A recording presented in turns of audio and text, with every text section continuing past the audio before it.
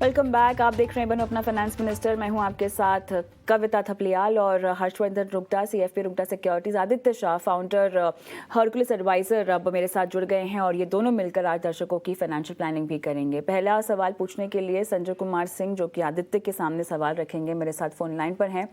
नमस्कार संजय साहब, कैसे हैं? नमस्कार मैम, मैं संजय कुमार सिंह बोल रहा हूँ, उत्तर प्रदेश गाजीपुर से। जी सर।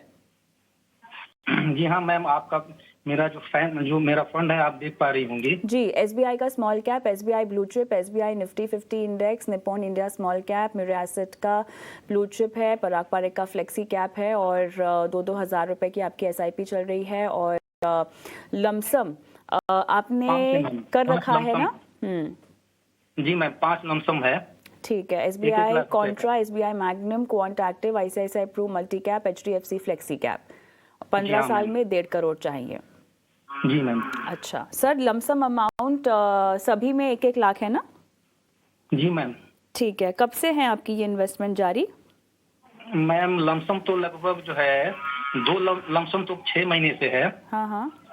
और 3 लमसम जो है 2 महीने से है मैम। ठीक है। मुझे एक बात बताइए, इतने सारे एसबीआई के फंड्स आपने क्यों रखे हैं? कोई खास वजह? मैम ऐसा है कि मैम थोड़ा सा मैं एसबीआई में मेरा अकाउंट है, थोड़ा सा मैं सिक्योरिटी फील करता हूँ, इसकी वजह से मैम। अच्छा, वरना आपको ऐसे एसबीआई म्यूचुअल फंड पसंद है ऐसा कुछ तो नहीं है? नहीं मैम, पसंद तो है मैम, थोड़ा सा सिक्योरिटी फील करता हूँ। अच्छा चलिए ठीक है, बताते हैं आपको। ये सवाल मैंने आपसे क्यों पूछा, आदित्य आपके लिए है ये सवाल, और खैर फंड्स पर तो हम गौर करेंगे ही, लेकिन एक ही एएमसी में इतना ज़्यादा निवेश करना, हालांकि इनका खाता है तो एक सहूलियत भी होती है, बैंक वाले भी जो हैं आपको फंड्स बेचते हैं और आपको लगता है कि ज़्यादा यहाँ वहाँ जाने की ज़रूरत नहीं है, यहीं पर बैंक भी है, इनके फंड्स भी हैं, इसी में डालते हैं पैसा और इनके जो फंड्स चुने हैं वो फंड्स भी अच्छे हैं वैसे।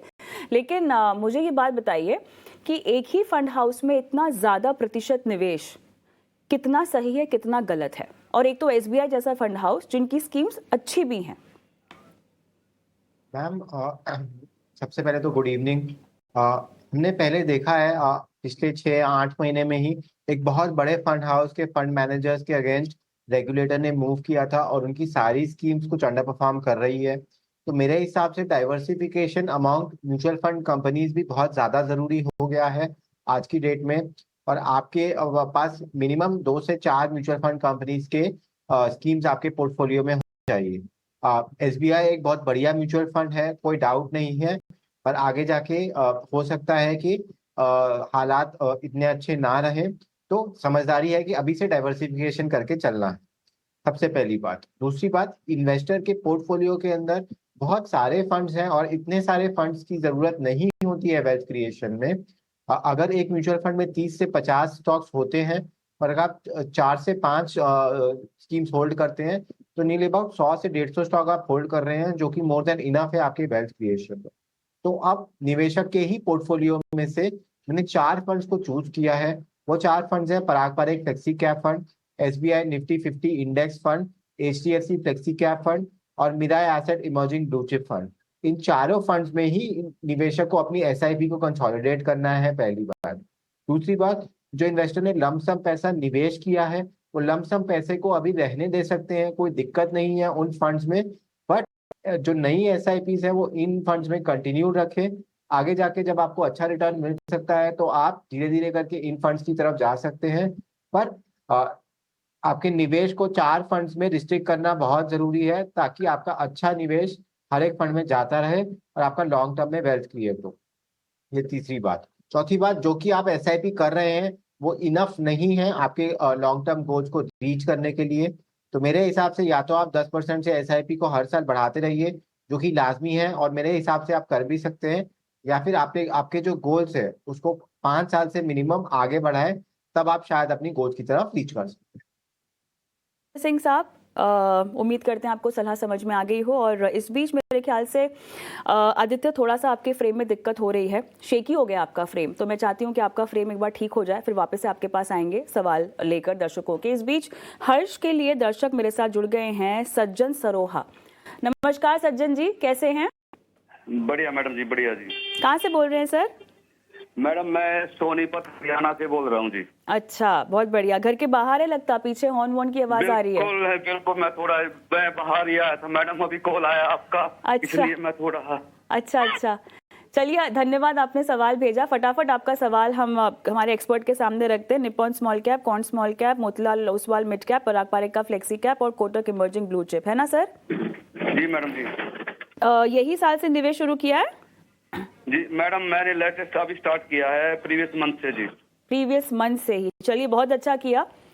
अगर पहले शुरुआत करने से पहले सवाल दिया होता तो ज़्यादा आपको अच्छे से गाइड कर पाते। अभी जो आपने पोर्टफोलियो बनाया है वो बहुत ज़्यादा केंद्रित है मिड कैप स्मॉल कैप की ओर। जाहिर बात है आपने रिटर्न देखकर शायद ये निवेश किया होगा। बहरहाल हर्ष, आपके पास है ये सवाल, समझाएं इनको। तो पहली बात कविता, 4,500 रुपए अगर महीने के निवेश कर रहे हैं उसके लिए 5 स्कीम्स की बिल्कुल जरूरत नहीं है। तो बहुत क्लियरली बात है कि भाई आपको डाइवर्सिफाई करना है, बहुत अच्छी बात है, लेकिन क्या 5 या 6 स्कीम में 500,000 रुपए इन्वेस्ट करके क्या आपको रियल डाइवर्सिफिकेशन पर्पस मीट हो रहा है? I don't think so. हर एक स्कीम जो है ना, वो सज्जन जी, हर एक स्कीम जिसमें आपने इन्वेस्ट किया ना उसमें 30 से 40 कंपनियों में निवेश हो रहा है। तो आप 500,000 जितना भी रुपया डाल रहे हैं वो 30-40 कंपनी में डिवाइड हो रहा है। अगर हम दूसरी स्कीम देखें उसमें भी 30-40 कंपनियां हैं, तो इतना डाइवर्सिफिकेशन आपको जरूरत नहीं है। और अगर जैसे कविता ने बताया कि आपका जो पोर्टफोलियो वो मिड एंड स्मॉल कैप की तरफ ज्यादा कॉन्सेंट्रेटेड है, तो ये इशू क्यों हो रहा है? पिछले 1-2 साल में कविता जितने हमारे पास क्वेरीज आती हैं हम देखेंगे कि उसमें मिड एंड स्मॉल कैप बहुत ज्यादा है। ये कारण जितना मुझे समझ में आया वो ये है कि हर एक निवेशक जो है उन्होंने सिर्फ फास्ट रिटर्न देखा कि मिड एंड स्मॉल कैप में बहुत अच्छे रिटर्न मिल रहे हैं, तो क्यों ना हम उसी में अपना एक्सपोजर बढ़ाएं। लेकिन ये तरीका नहीं है सही कि आप इसी तरह से अपना पोर्टफोलियो आगे बढ़ाते रहें, क्योंकि आपको एलोकेशन सही होना बहुत जरूरी है। तो मैं आपके लिए सज्जन जी ये काम करके दे रहा हूँ कि आपके जो इन्वेस्टमेंट्स हैं, जो 4,500 रुपए आपने बताए, वो आपके 5-6 स्कीम्स है, उनमें से ही हम 3 स्कीम लेंगे और उसमें डिवाइड इन्वेस्ट करेंगे। तो पराग पारेख फ्लेक्सी कैप में आप 2,000 रुपए निवेश करें, जहां पे आप आज की तारीख में 1,000 कर रहे हैं। कोटक इमर्जिंग इक्विटी में 1,500 और निप्पॉन स्मॉल कैप में 1,000। तो आपके पास large cap oriented flexi cap है, आपके पास mid cap and small cap. बाकी की सारी स्कीम्स में से आप पैसे निकाल के इन्हीं 3 स्कीम्स में वापस री इन्वेस्ट कर दीजिए। और आगे जाते हुए भी अगर आपको इन्वेस्टमेंट बढ़ाना हो, मान लीजिए 10,000, 15,000 या 20,000 तक भी करना हो, तो इन 3 स्कीम्स में करेंगे तो काफी है। ये सज्जन जी, आप हैं मेरे साथ फोन लाइन पर, समझ में आई आपको सलाह? मैडम आ गई मैडम एक क्यूरी और है जी। मेरे सर से। सर मेरा ना एक LIC में 1,25,000 पर एनम जाता है जी। ओहो। वो मेरे को 5 ईयर हो गया देते हुए जी। सर पॉलिसी का नाम बताएंगे सज्जन जी? नहीं वो मेरे को ध्यान नहीं है मैडम जी। चलिए कोई बात नहीं, हमारा शो तो रोज होता है सज्जन साहब, तो अब की बार आप इंश्योरेंस पे सवाल पूछ लीजिए, व्हाट्सएप कर दीजिएगा, मैं ले लूंगी फिर से। मैडम जी थोड़ा एक क्यूरी और है। मैं अभी लेटेस्ट मैंने 3-4 साल से ना सर अभी HDFC संचय पॉलिसी लिया है 50,000 पर एनम जी। तो मैं क्या उसको सरेंडर कर सकता हूँ संचय पॉलिसी को और उसको पैसे को म्यूचुअल फंड में? कौन सी पॉलिसी है? HDFC संचय पॉलिसी। HDFC संचय, ओके। हर्ष? जी हाँ, तो सज्जन जी ये कंसर्न आपका मुझे अच्छा लगा कि भाई आपके पास ये तो है कम से कम कि भाई 1,25,000, 50,000 इतना आप इंश्योरेंस में इन्वेस्ट कर रहे हैं। तो इंश्योरेंस पॉलिसीज में हमने हमेशा कहा और आप भी सुने होंगे पहले कि इन्वेस्टमेंट नहीं करनी चाहिए इंश्योरेंस में। इन्वेस्टमेंट के लिए म्यूचुअल फंड या बहुत सारे अलग प्रोडक्ट्स हैं जो ज्यादा बेहतर है।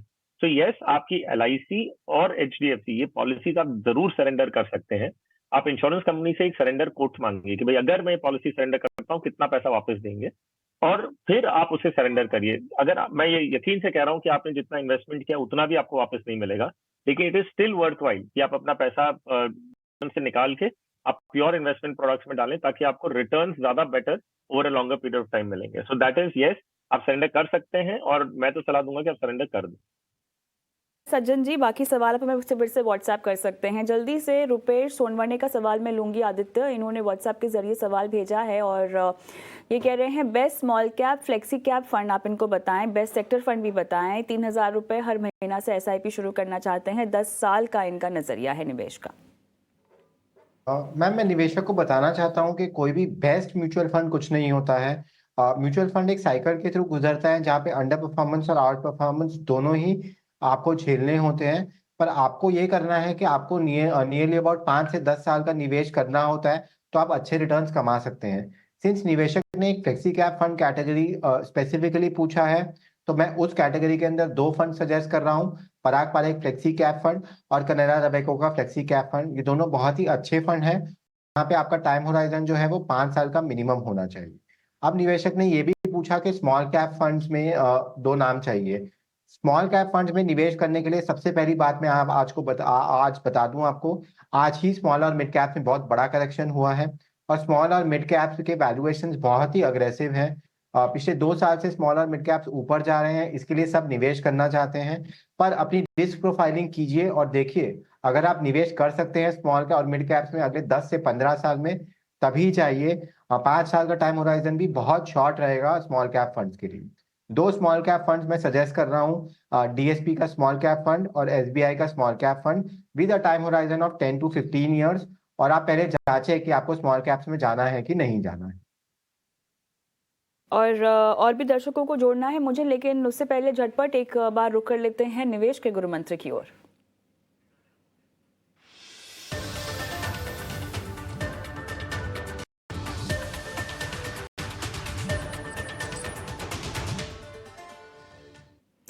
हर्ष, आपके पास आऊंगी। पहले निवेश का ऐसा कौन सा गुरु मंत्र जो अपने पूरे इन्वेस्टमेंट जर्नी में निवेशकों को ध्यान में रखकर आगे बढ़ना है?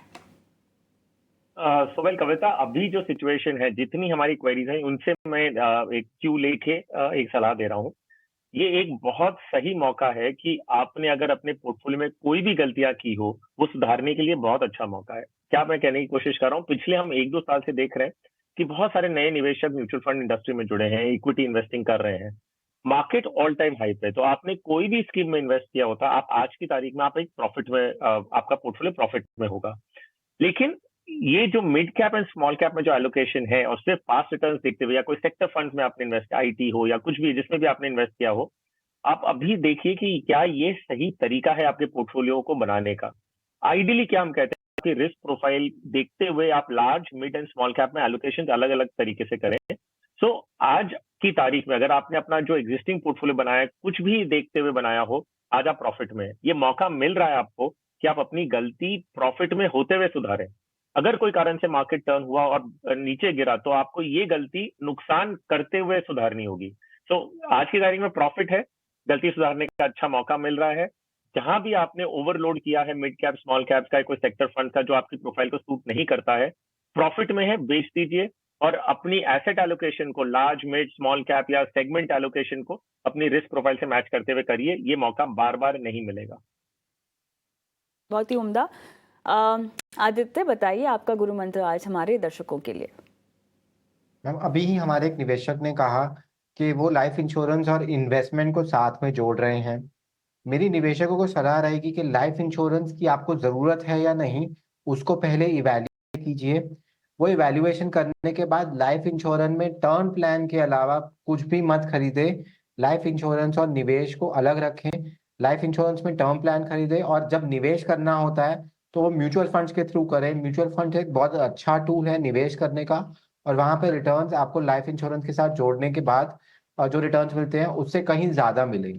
तो लाइफ इंश्योरेंस और निवेश को अलग रखें। लाइफ इंश्योरेंस के लिए टर्म प्लान चूज कीजिए और निवेश के लिए म्यूचुअल फंड्स को चूज कीजिए। चलिए, झटपट एक आखिरी सवाल शो का मैं लेना चाहती हूं जो एक महिला दर्शक का है। हर्ष, आपसे पूछना चाहेंगी। मोनिका मेरे साथ फोन लाइन पर है, इनकी उम्र 24 साल की है और आपसे इन्वेस्टमेंट स्ट्रैटेजी जानना चाहती हैं। मोनिका, हाय, गुड इवनिंग। अपना सवाल आपने हमें भेजा, बहुत बहुत धन्यवाद। क्या करती हैं, कहाँ से बोल रही हैं?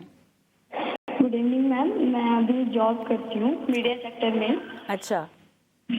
मेरा सवाल है कि मैंने 3 फंड में इन्वेस्टमेंट कर रखी है। जी, मेरे पास फंड्स के नाम है, क्योंकि थोड़ा सा कम है तो मैं झटपट बोल देती हूँ। ICICI Pru blue chip, Quant का small cap, Motilal Oswal mid cap. 5 साल में आपको 10 लाख रुपए चाहिए।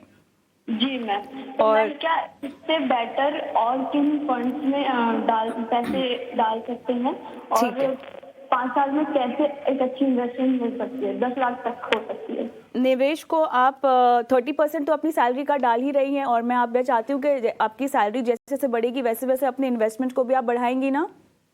जी मैम। पक्का प्रॉमिस? आज आप शो पर पूरे देश के सामने ये वादा कर रही हैं? जी मैम, बिल्कुल आगे फ्यूचर में बढ़ेगी। चलिए, सराहती हूँ, आपने बहुत अच्छी उम्र में और बहुत जल्दी शुरुआत की इन्वेस्टमेंट की। हर्ष, मेरे पास समय वाकई कम है, लेकिन आप फटाफट मोनिका की फाइनेंशियल प्लानिंग कर दीजिए। देखिए मोनिका, अच्छी बात है कि जो स्कीम्स आपने ले रखी हैं वो अच्छी है। तो तीनों स्कीम्स अच्छी हैं, तीनों अलग सेगमेंट की हैं, large mid and small cap. तो इन्हीं तीनों स्कीम में कंटिन्यू करिए। अभी आज की तारीख में आप टोटल 1000 निवेश कर रही हैं, लेकिन आप कह रही हैं कि आप 6,000 तक कर सकती हैं। तो इन तीनों स्कीम्स में आप 2-2 हजार करके इन्वेस्ट करें तो 6,000 रुपये आपका हो जाएगा। जहां आपका लक्ष्य का सवाल है कि 5 साल में आपको 10 लाख चाहिए, तो देखिए 6,000 रुपये महीने का करने से 5 साल में आप लगभग 4 लाख एक्सपेक्ट कर सकते हैं। तो 10 लाख नहीं होगा, लेकिन जैसे आपने अभी प्रॉमिस किया है कि आप अपनी SIP हर साल बढ़ाएंगी, तो यस, बढ़ाते रहिए। जितना अपने लक्ष्य के पास आएंगे उतना बेटर है। 10 लाख नहीं तो कम से कम 6, 7, 8 लाख, जो भी जितना लक्ष्य के पास आ जाए उतना आपके लिए बेटर होगा। All the best Monica. मैं चाहती हूँ कि आप अपने सवाल अगर और भी कुछ हो इन्वेस्टमेंट को लेकर तो हमें भेजें। और आदित्य, हर्ष, धन्यवाद आप दोनों का, समय निकाला, दर्शकों का मार्गदर्शन किया उनके फाइनेंशियल पोर्टफोलियो को लेकर। और इसी के साथ बनो अपना फाइनेंस मिनिस्टर में आज के लिए इतना ही। लेकिन जाते जाते मैं आप सभी को छोड़ जा रही हूँ हमारे व्हाट्सएप नंबर के साथ। और साथ ही हम यूट्यूब पर भी लाइव इस वक्त आप देख सकते हैं, प्लेलिस्ट पे पुराने शोज भी देख सकते हैं। कमेंट बॉक्स पे अपने सवाल डालिएगा और हम आपकी लाइव फाइनेंशियल प्लानिंग करेंगे शो में।